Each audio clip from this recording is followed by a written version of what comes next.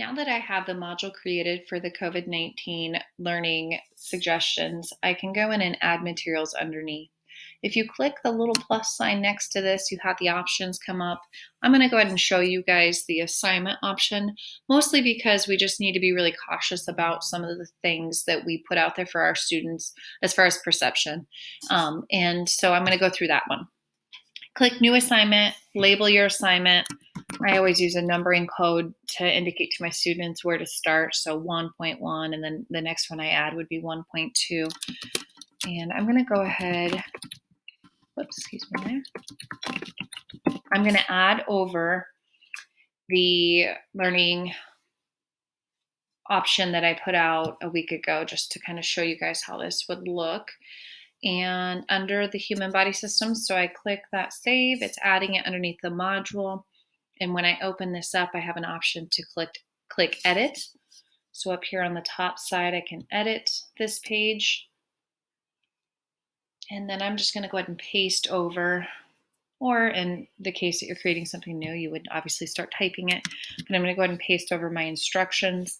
In this particular activity, I have students previewing a web page, so the students will be able to get to the web link, and then they can read a related news ELA article, and then they can go on and take an online quiz.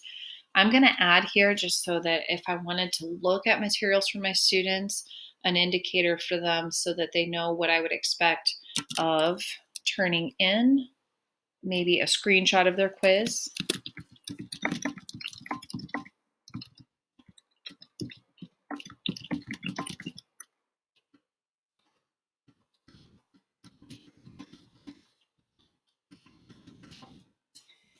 And then I'm going to come down here and change some of the settings on the assignment. Obviously, I want to make sure that this is set for 0 points.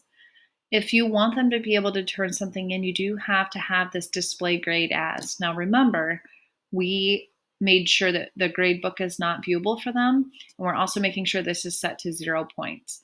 I can set this as complete incomplete. We can set it as points, but really we have to pick one of these two options, because letter grade would almost indicate that we're putting a grade in. So I like the complete incomplete option. Yep, you completed this task. And then obviously I'm not going to be giving out any incompletes for students that do not complete it. Now down here it says do not count this assignment towards the final grade. And obviously we don't want to count it towards the final grade, so we want to select that so that we are indicating we are not counting it towards that final grade. And then for my submission type, I'm going to go ahead and change to online so that if students upload that, I have an opportunity to take a look.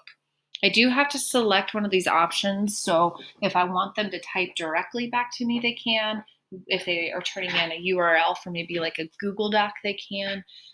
But in this case, if it's a screenshot, I need them to upload a file.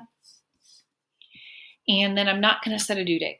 So I'm going to avoid putting due dates in. Personally, I think that that will help also take away that perception that these things are required, especially by a certain date. I'm going to go ahead and save and publish this so we can take a look at what this looks like from the student end.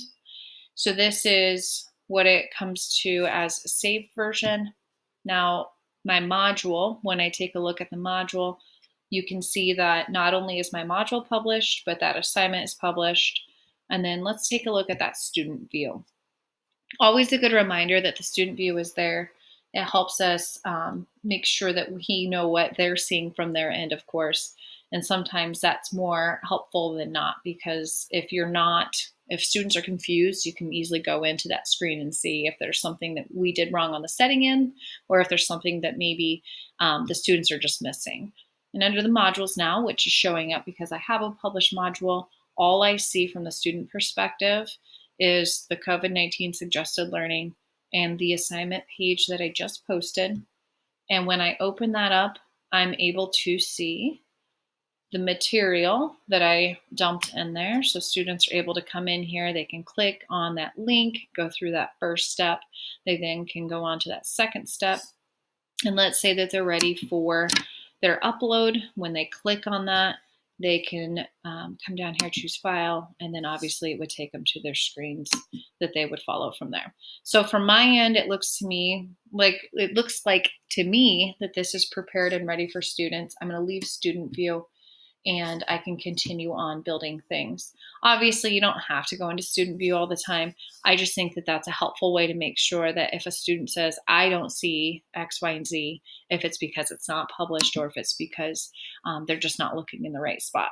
So again, I'm here. All my stuff is still here. If we come back to school, it's safe and we will not lose student data.